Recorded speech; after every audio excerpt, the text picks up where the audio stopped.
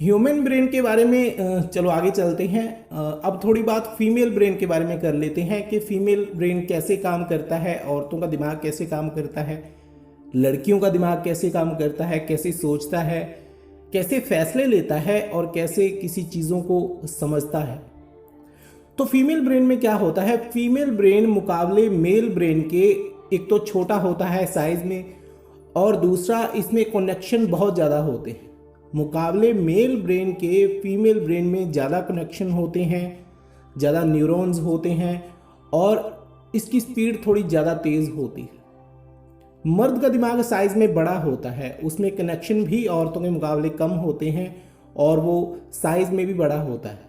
लेकिन लड़कियों का दिमाग साइज में छोटा होता है और छोटा होने के कारण ही, ज़्यादा कनेक्शन होने के कारण, लड़कियों का दिमाग फीमेल ब्रेन ज़्यादा तेज़ी से काम करता है, ज़्यादा सफाई से, ज़्यादा अच्छी तरह काम करता है मुकाबले मेल ब्रेन के। मेल ब्रेन की अपनी एक खासियत होती है, उसकी अपनी खासियतें हैं, वैसे ही फीमेल ब्रेन की अपनी खासियतें हैं। तो हम यहाँ पर इंसानी दिमाग को समझ रहे हैं, हम यहाँ पर ये बात नहीं कर रहे कि कौन किसी से कम है, कौन किसी से ज़्यादा है, फीमेल ब्रेन ज़्यादा अच्छा है या फिर मेल ब्रेन ज़्यादा अच्छा है, इसका कंपैरिजन नहीं किया जा रहा। यहाँ पर सिर्फ हम बात कर रहे हैं मर्द और औरत के दिमाग की, मेल और फीमेल ब्रेन की। तो फीमेल ब्रेन को आदत होती है, वो किसी भी चीज़ को ज़्यादा टाइम तक याद रख सकता है। ये नेचुरल सी आदत है फीमेल ब्रेन की, जो उसे बहुत सालों की प्रैक्टिस से मिली है। पुराने ज़माने में जब हम जंगलों में रहते थे, हज़ारों लाखों साल पहले, तो औरत गुफाओं में रहती थी मर्द के साथ, और गुफाओं में से मर्द तो बाहर निकलता था क्योंकि वो ताकतवर होता था। उसके पास हथियार होते थे जानवरों से लड़ने के लिए, शिकार करने के लिए। अगर जंगल में उसका सामना किसी भयानक जानवर से होता था, खूंखार जानवर से होता था, तो वो भाले से या किसी भी हथियार से उस जानवर से लड़ लेता था, वो उसका मुकाबला कर सकता था। इसीलिए मर्द फिजिकली फिट था। शुरू से ही जो काम फिजिकली स्ट्रांग बनाने वाले थे, ताकतवर रखने वाले थे, वो मर्द ने संभालिए, और जो काम सिर्फ ज़्यादा मुश्किल नहीं थे, थोड़े आसान थे फिजिकली, उनको औरतों को संभालना पड़ा, वो औरत का काम बन गया। तो औरतें मुश्किल से एक गुफा में रहती थी और वो गुफा से बाहर कभी कभार ही निकलती थीं क्योंकि वो लड़ नहीं सकती थी। तो जितना टाइम औरत गुफा से बाहर निकलती, बाहर जब कोई खतरा नहीं होता था तब वो गुफा के बाहर आती, और उतने टाइम में ही जो उसने देखा होता था, सुना होता था, वो उसको याद रखने की कोशिश करती थी, वो उसको याद रखना पड़ता था। एक और कारण है, जब औरत माँ बनती है तो जब वो सो रही होती है, उसके पास उसका बच्चा पड़ा होता है, अगर वो किसी कारण, अगर उसको भूख लगती है, अगर वो परेशान होता है, उसको कोई दर्द हो रहा है, उसको किसी तरह की तकलीफ़ हो रही है, उसका पेट दर्द करता है, तो वो रोने लगता है। तो उसकी तरफ भी औरतों को ख्याल रखना पड़ता था। औरत जब सो रही होती है तो उसका आधा ध्यान अपने बच्चे में होता है जब वो छोटा होता है, और आधी वो नींद में होती है। मतलब औरत का आधा दिमाग जो होता है, फीमेल ब्रेन जो होता है, वो आधे से ज़्यादा जाग रहा होता है जब वो सो भी रही हो। औरत के कान जो होते हैं वो बड़े एक्टिव होते हैं, सबकॉन्शियस फीमेल ब्रेन में बहुत एक्टिव होता है, वो मर्द की तरह लापरवाह नहीं होती। कुछ औरतें चलो लापरवाह होती हैं, कुछ फीमेल ब्रेन ऐसे होते हैं जिनको लापरवाही की आदत होती है, लेकिन ज़्यादातर औरतें लापरवाह नहीं होती, गैर जिम्मेदार नहीं होती, वो बड़ी केयरफुल होती हैं। तो औरत का दिमाग, फीमेल ब्रेन जो होता है, वो किसी भी चीज़ को याद रखने के लिए बड़ा इंटेलिजेंट होता है, किसी मेमोरी को अपने अंदर स्टोर करके उसके बारे में सोचने के लिए। तो इसीलिए कहा जाता है कि लड़कियों को ज़्यादा सोचने की आदत होती है। वो एक बार जिस चीज़ के बारे में सोचने लग जाएं, एक बार जो बात उनके दिल में, उनके दिमाग में बैठ जाए, तो फिर वो उसके बारे में सोचती रहती हैं, घंटों तक, कई दिनों तक, कुछ महीनों तक भी सोचती रहती, क्योंकि उनको सोचने की आदत है। और ये सोचने की आदत आई है उस गुफाओं में लगातार बैठकर इंतज़ार करने के कारण। फीमेल ब्रेन किसी भी चीज़ को, दो चीज़ों को आपस में लगातार कंपेयर करता रहता है, वो कंपैरिजन करता रहता है। हालांकि मेल ब्रेन भी दो चीज़ों के बारे में कंपैरिजन करता है, दो चीज़ों में कंपैरिजन करता है, लेकिन जितना कंपैरिजन फीमेल ब्रेन करता है उतना मेल ब्रेन कंपैरिजन नहीं करता। मेल ब्रेन फैसले लेने में माहिर होता है। मेल ब्रेन जैसे ही किसी चीज़ के बारे में सोचता है उसी वक्त उसके ऊपर काम करना शुरू कर देता है, फैसला लेता है, अपना काम करता है और उस काम को ख़त्म करने की कोशिश करता है। लेकिन जो फीमेल ब्रेन होता है वो ज़्यादातर सोचने में वक्त बिताता है, वो चीज़ों को सोचता रहता है, गहराई से सोचता रहता है, कंपैरिजन करता रहता है, दो में से किसी एक को चुनने के लिए कंफ्यूज रहता है। वो दो में से किसी एक को नहीं चुन सकती, वो कोशिश करती रहती है अपना फैसला लेने के लिए, लेकिन वो फैसला वो कभी नहीं ले पाती। तो फीमेल ब्रेन क्या करता है, वो दोनों चीज़ों को अपने पास रखने की कोशिश करता है, उन दोनों यादों को संभालने की कोशिश करता है, दोनों मेमोरीज को अपने अंदर स्टोर करके रखने की कोशिश करता है और दोनों को ही जीने की कोशिश करता है।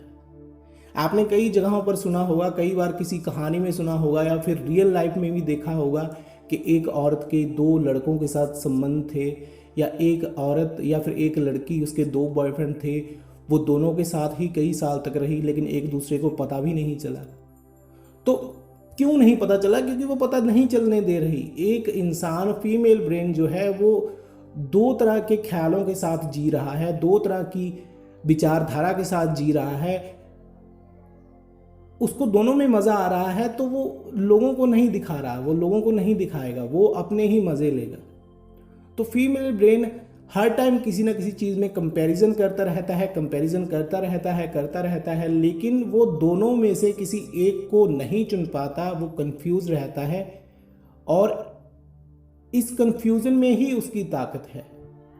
अगर औरत कंफ्यूज ना हो, उसके पास ऑप्शन ना हो, तो वो सोच भी नहीं सकती। फीमेल ब्रेन के पास अगर ऑप्शन ना हो तो वो सोच नहीं सकता, वो किसी चीज़ का फैसला नहीं ले सकता। औरतों के लिए, फीमेल के लिए ऑप्शन का होना बड़ा ज़रूरी है, कन्फ्यूज़न का होना बड़ा ज़रूरी है। अगर उसकी ज़िंदगी में उसके सामने कन्फ्यूजन नहीं होगी तो वो किसी फैसले पर नहीं पहुंचेगा, उल्टा वो कन्फ्यूजन को ढूंढेगा कि कहाँ पर कन्फ्यूज़ हुआ जा सके। फीमेल ब्रेन चलो ऐसा ही होता है, उसके बारे में हम कुछ नहीं कर सकते, हम सिर्फ यहाँ पर एक्सप्लेन कर रहे हैं, दिमाग को समझ रहे हैं। तो ज़्यादातर लड़कियाँ ऐसी ही होती हैं, वो दो चीज़ों के बारे में सोच रही होती हैं, दो लड़कों के बारे में सोच रही होती हैं, दो कोर्सेज़ के बारे में सोच रही होती हैं, किसी दो चीज़ों के बारे में सोच रही होती हैं, लेकिन कंफ्यूज होती हैं कि दोनों में से किसी एक को मैं कैसे चॉइस करूं, लेकिन नहीं चॉइस कर सकता है। फीमेल ब्रेन ऐसा ही होता है, ये किसी भी चीज़ को हमेशा के लिए अपने पास रखना चाहता है, ये एक को छोड़कर दूसरे को नहीं अपनाना चाहता, ये चाहता है कि दूसरा भी इसे याद रहे, दूसरा भी इसे याद रखे। मर्दों में भी थोड़ी आदत होती है कंपैरिजन की, नेचुरली। दिमाग तो दिमाग है, दिमाग के दो हिस्से होते हैं, तो हर दिमाग कहीं ना कहीं कंपैरिजन में उलझा रहता है, हर इंसान कंपैरिजन में कहीं ना कहीं उलझा रहता है। जिस दिमाग को कंपैरिजन की आदत हो जाती है वो फिर पूरी ज़िंदगी कंपैरिजन करना नहीं छोड़ता, और इस कंपैरिजन की आदत से ही इंसान में शक करने की आदत जो होती है वो अपना घर बना लेती है, वो स्ट्रांग होती जाती है। जिस इंसान को, आप कभी भी नोट कर लेना, जिस इंसान को शक करने की आदत होगी, नेचुरल है कि वो दो चीज़ों को आपस में कंपेयर भी करेगा और वो अपने आप उन चीज़ों में नेगेटिविटी ढूंढेगा और फिर अपने ही नए ख्याल बनाना शुरू कर देगा। जैसे धार्मिक लोग होते हैं, धार्मिक लोग चेंज को पसंद नहीं करते, बदलाव को पसंद नहीं करते। धार्मिक का मतलब यहाँ पर वो नहीं है कि किसी भगवान को मानने वाला, किसी मूर्ति की पूजा करने वाला या फिर कुछ भी करने वाला नहीं, वो धार्मिकता का मतलब नहीं है। धार्मिकता का मतलब है परंपरावादी, वो दिमाग जो हमेशा पास्ट में रहता है, जिसको पास्ट में सोचना अच्छा लगता है, जिसको पास्ट में रहना अच्छा लगता है, जिसके पास्ट में ऐसे ख्याल होते हैं जिन ख्यालों को वो छोड़ना नहीं चाहता, जिनको वो बदलना नहीं चाहता। जितनी भी लड़ाइयाँ होती हैं पृथ्वी के ऊपर, धरती के ऊपर, अलग अलग देशों में, जितने भी देशों में जो भी लड़ाइयाँ होती हैं, चाहे वो धर्म के नाम के ऊपर हों, राजनीति के नाम के ऊपर हों, या फिर नॉर्मली इंसानों की लड़ाइयाँ हों, वार्तालाप हो, कुछ भी हो, वो होती ही इसलिए है क्योंकि हर इंसान कहीं ना कहीं बदलने से डरता है। क्यों बदलने से डरता है? क्योंकि इंसान का दिमाग अंदर से खुद की डिज़ाइनिंग को बदलने से डरता है। वो जैसे काम कर रहा है उसका वैसा सिस्टम बन जाता है और उसको वो सिस्टम अच्छा लगने लगता है, उस सिस्टम में इंसान को मज़ा आने लगता है और वैसी ही उसको आदत हो जाती है। तो उस आदत के चलते वो फिर किसी नए विचार के बारे में नहीं सोचता। हाँ, वो नए विचार सुनता है, देखता है, भोगने की कोशिश भी करता है, लेकिन परमानेंट वो अपनी ज़िंदगी में उन्हीं को रखता है जो उसके पुराने विचार होते हैं, जिसके साथ उसकी यादें जुड़ी होती हैं, जिसके साथ उसके इमोशन जुड़े होते हैं, जिसके साथ उसके भाव जुड़े होते हैं।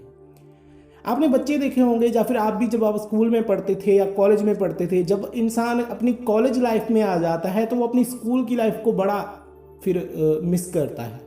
उसे लगता है कि स्कूल के दिन कितने अच्छे थे, है ना। वो उसी के बारे में वो सोशल मीडिया के ऊपर एक्टिव रहता है, उसी के बारे में फिर उसको संगीत सुनने की आदत पड़ जाती है, उसी के बारे में वो किताबें पढ़ता है, नॉवल पढ़ता है, वैसी कहानियाँ देखता है, वैसी फिल्में देखता है।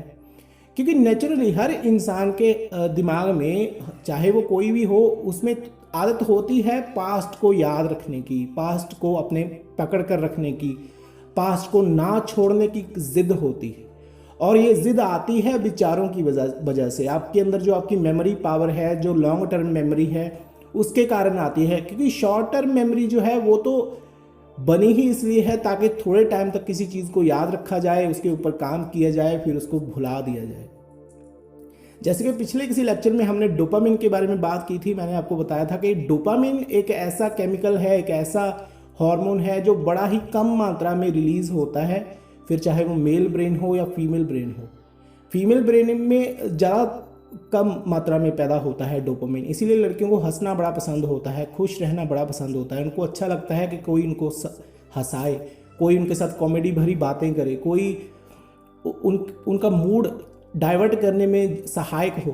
तो ऐसा इंसान उनको अच्छा लगता है जो उनको हंसाए। हंसने से क्या होता है, दिमाग में डोपामिन की मात्रा बढ़ती है और इंसान को खुशी, आनंद का एहसास होता है। और एक लेक्चर में हमने रिफ़्रेश होने की बात भी की थी कि हर इंसान का खुद को रिफ़्रेश करने का तरीका अलग अलग होता है। साइंटिफिक नज़रिए से देखें, केमिस्ट्री होती है उसके नज़रिए से देखें तो हर इंसान का जो दिमाग होता है वो अपने ही तरीके से काम कर रहा होता है। खुद को संभालने के लिए उसके अपने सिस्टम होते हैं, अपना एक काम करने का तरीका होता है, अपना फैसले लेने का तरीका होता है, अपना ही ज़िंदगी को जीने का और दिन को गुजारने का तरीका होता है। तो वो उस तरीके से चलता है, वो उसका सिस्टम बन जाता है, एक पैटर्न बन जाता है। इसीलिए इंसान अगर उसको किसी काम में नुकसान भी हो रहा हो, उसको वो काम अच्छा भी ना लग रहा हो, वो उस काम को कॉन्फिडेंस से ना कर पा रहा हो, तो भी वो उस काम को और ज़्यादा मेहनत करके बार बार दोहराता रहता है। क्योंकि उसके दिमाग में जो पैटर्न बन चुका है, पैटर्न बन गया है, जो एक सिस्टम बन गया है विचारों के चलने का, वो उस पैटर्न को, उस सिस्टम को तोड़ना नहीं चाहता, वो उसको तोड़ नहीं रहा।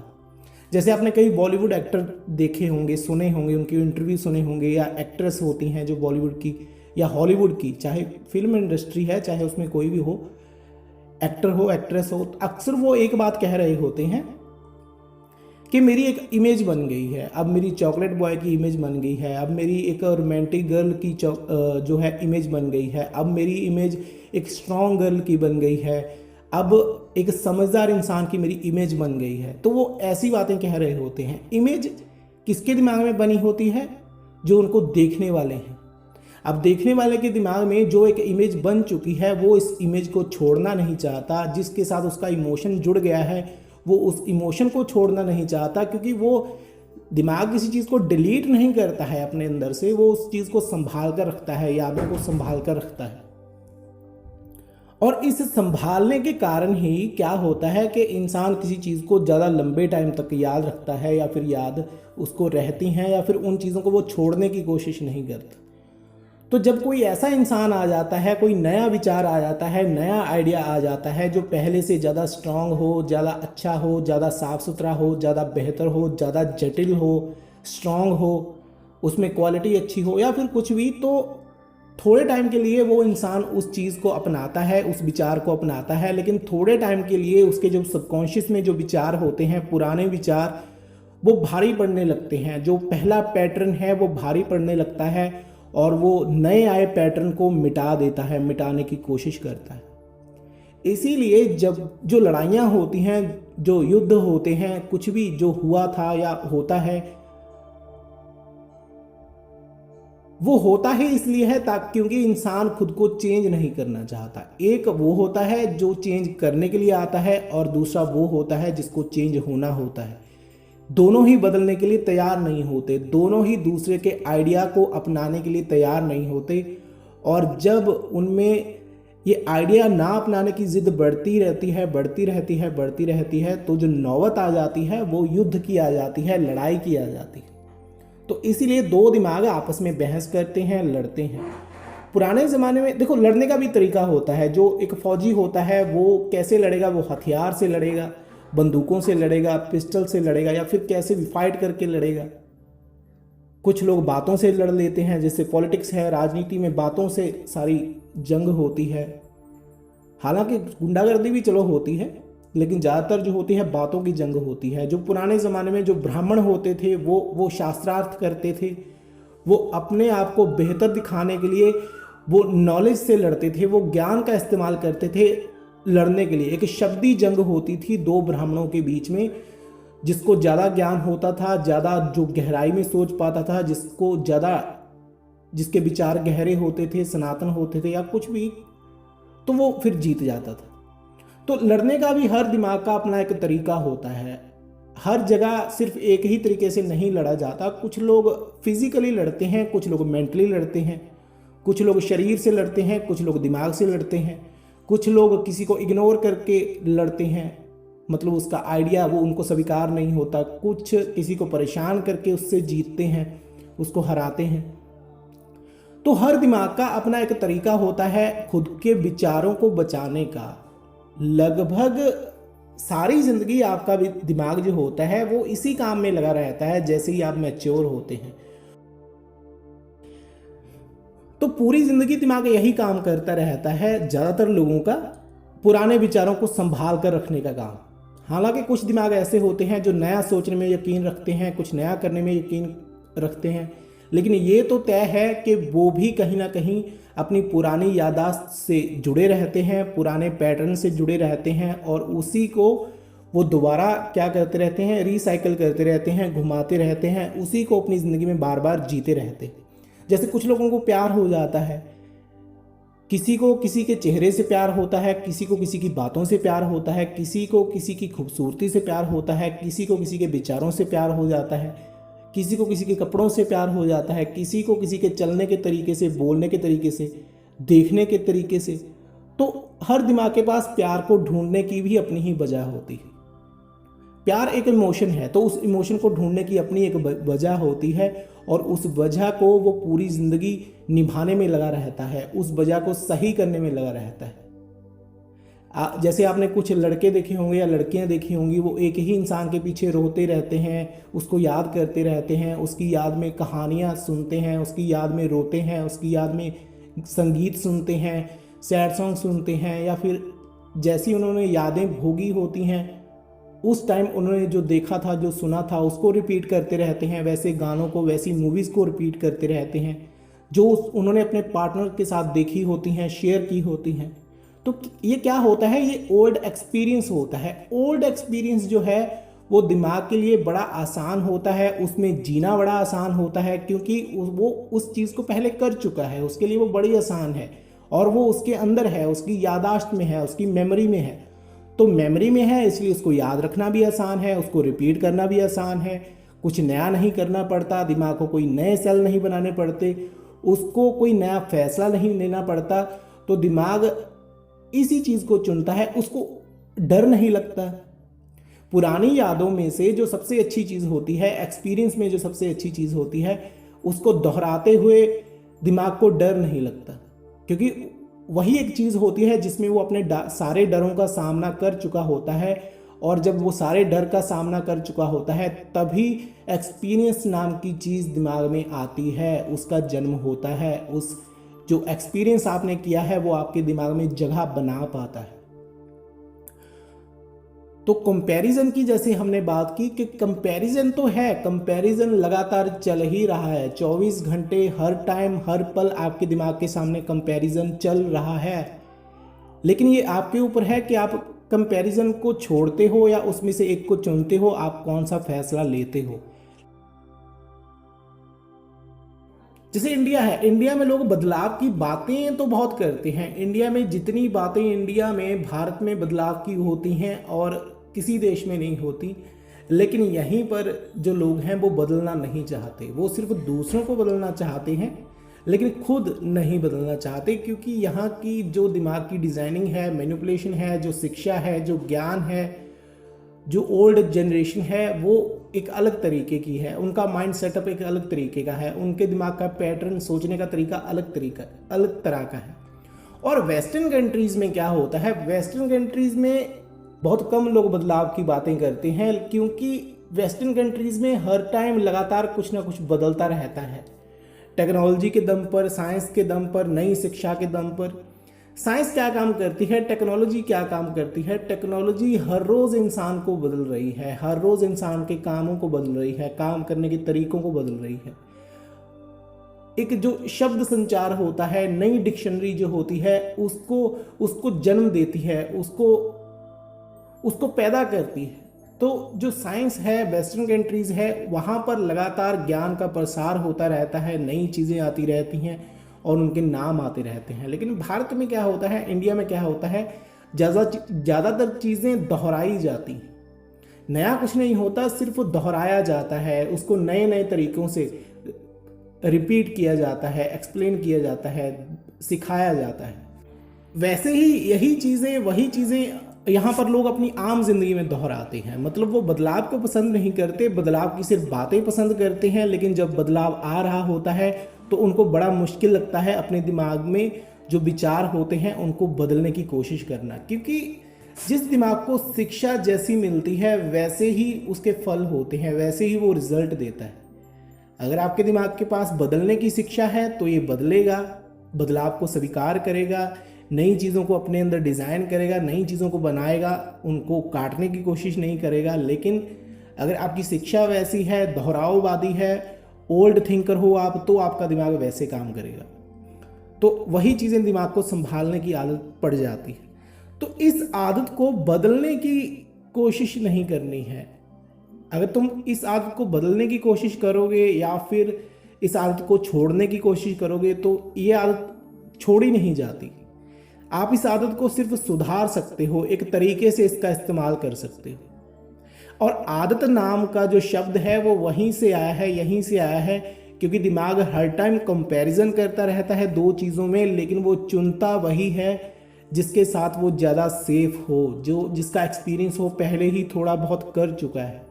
जिसका दिमाग को जिस चीज़ का एक्सपीरियंस नहीं होता, जो चीज़ें नहीं होती हैं, बिल्कुल न्यू होती हैं दिमाग के लिए, उनमें वो घुसने की कोशिश भी नहीं करता, उनको वो छोड़ता रहता है। लेकिन जिसका उसको एक्सपीरियंस होता है उसके पीछे वो लगातार भागता रहता है, अलग अलग तरीक़ों से उन चीज़ों की तरफ वो खींचता रहता है। तो भारत में लोग जैसे हैं, इनकी जैसी पुरानी मानसिकता है, पुरानी इसलिए है क्योंकि शिक्षाएं पुरानी है। यहाँ पर पुरानी शिक्षाओं को ही हर रोज़ दोहराया जाता है, इसीलिए ज़्यादातर लोग जो हैं इंडिया में वो नेगेटिव थिंकर हैं। उनको जो पुरानी चीज़ें हैं वही अच्छी लगती हैं, वो नई चीज़ों की तरफ ध्यान भी नहीं देते। कुछ ही लोग हैं जो नई चीज़ों की तरफ ध्यान देते हैं। और दिमाग की, जैसे कि हमने बात की, कंपैरिजन करने की आदत होती है, वो नई चीज़ों में कंपैरिजन करता है, नए और पुराने में कंपैरिजन करता है, लेकिन अपने लिए वही चुनता है जो उसे अच्छा लगता है, सही लगता है। और ज़्यादातर मामलों में क्या सही लगता है, पुराने विचार जो पहले ही वो भोग चुका है। तो दिमाग पुरानी चीज़ों को भी अपने पास संभाल कर रखना चाहता है, जो उसने पैटर्न बना लिया है अपने लिए, सोचने का एक तरीका बना लिया है, काम करने का एक तरीका बना लिया है, वो वैसे ही चलता रहता है। तो ज़रूरी नहीं है कि सिर्फ हर इंसान परंपरावादी हो, ओल्ड थिंकर हो, उसको पुरानी चीज़ों का ही शौक़ हो। कुछ लोग नई चीज़ों का भी शौक़ रखते हैं, कुछ दिमाग बदलाव को भी पसंद करते हैं, कुछ लोग बदलाव की तरफ भी भागते हैं। उनको पुरानी विचारधारा जो होती है, पुरानी चीज़ें जो होती हैं उतनी अच्छी नहीं लगती, वो नया कुछ डिज़ाइन करना चाहते हैं। उनके दिमाग में लगातार नए नए पैटर्न बनते रहते हैं और उन पैटर्न्स के दम पर वो आगे बढ़ता रहता है, अपनी यात्रा में आगे बढ़ता रहता है और कुछ ना कुछ नया डिज़ाइन करके वो अपने अंदर से निकाल लेता है। तो दिमाग आदतों के ऊपर चलता है। दिमाग के दोनों हिस्से लगातार कंपैरिजन करते रहते हैं, दो चीज़ों में से किसी एक को चुनते रहते हैं, एक को छोड़ते रहते हैं, पोस्टपोन करते रहते हैं, टालते रहते हैं, लेकिन उसमें फ़ायदे भी ढूंढते रहते हैं और नुकसान ढूंढने के कारण उनको छोड़ देते हैं। मतलब 24 घंटे आपका दिमाग काम कर रहा है दो चीज़ों को आपस में कंपेयर करने के लिए। नॉर्मली जो है हर इंसान का दिमाग एंटी सोशल होता है। एंटी सोशल मतलब गैर सामाजिक होता है। दिमाग दूसरों की विचारधाराओं पर नहीं चलना चाहता, ये अपनी विचारधाराएं बनाता है, ये अपनी ज़िंदगी अपनी मर्जी से जीना चाहता है, अपने तरीके से चलना चाहता है। शुरू से ही इंसान का दिमाग एंटी सोशल होता है। जब आप बचपने में होते हैं, जब आपके पास कोई शिक्षा नहीं होती, तो दिमाग आपका एंटी सोशल होता है। इसे सोशल बनाया जाता है समाज के द्वारा, बाहरी शिक्षाओं के द्वारा, स्कूल की शिक्षाओं के द्वारा, कॉलेज की शिक्षाओं के द्वारा, धर्म और नीतियों के द्वारा। तो बाहर काफ़ी ऐसी चीज़ें हैं जिसके द्वारा आपको सोशली बनाया जाता है। सोशल जो समाज है उसके अगेंस्ट आप ना हो, उसकी पहले से तैयारी करके रखी जाती है। लेकिन दिमाग एंटी सोशल होता है। एंटी सोशल होने का मतलब गैर सामाजिक। ये अपनी ज़िंदगी किसी समाज के हिसाब से, किसी दायरे में रहकर या किसी की सभ्यता संस्कारों को मानकर नहीं जीना चाहता। ये अपनी एक अलग ज़िंदगी, अपनी एक अलग डिज़ाइनिंग से चलता है। इसलिए हर इंसान की ज़ुबान से आप सुन लेंगे कि मैं तो अपनी मर्ज़ी करता हूँ, जो मैं करूँ ये मेरी ज़िंदगी है, मैं चाहे कुछ मर्ज़ी करूँ, तुम्हें क्या लेना देना। तो वो एंटी सोशलिस्ट को दर्शाता है कि आपका दिमाग एंटी सोशल है। ये सोशलिस्ट होने के लिए बना ही नहीं है। इसलिए दुनिया में ज़्यादातर लोग सिर्फ अपनी मर्ज़ी से जीते हैं, अपनी मर्ज़ी से कोई काम करते हैं। अगर उनका दिल नहीं करता किसी काम को, दिमाग उनका नहीं मानता, तो वो नहीं करेंगे, वो सिर्फ अपनी मर्ज़ी से करते हैं। दिमाग को तंदुरुस्त रखने के तरीके क्या होते हैं? जैसे फिजिकल एक्सरसाइज होती है वैसे ही मेंटल एक्सरसाइज होती है। दिमाग के लिए कोई अलग एक्सरसाइज नहीं होती। जैसे आप फिजिकली एक्सरसाइज करते हैं, कसरत करते हैं, जिम जाते हैं, योगा करते हैं, व्यायाम करते हैं, वैसे ही दिमाग को फिट रखा जाता है अच्छे विचार सुनकर। क्योंकि दिमाग में जो विचार होते हैं, मैंने आपको पहले बताया था कि बड़ी तेज़ी से बदलते हैं, इनकी स्पीड बड़ी तेज़ होती है, आग से भी ज़्यादा, बिजली से भी ये तेज़ होते हैं, हवा से भी तेज़ होते हैं, ये बड़ी तेज़ी से बदलते हैं। तो दिमाग को अगर आप तंदुरुस्त रखना चाहते हो तो उसका सबसे अच्छा तरीका है सुबह सैर करने जाओ। कुछ लोग मेडिटेशन कर लेते हैं, कुछ लोग योगा कर लेते हैं।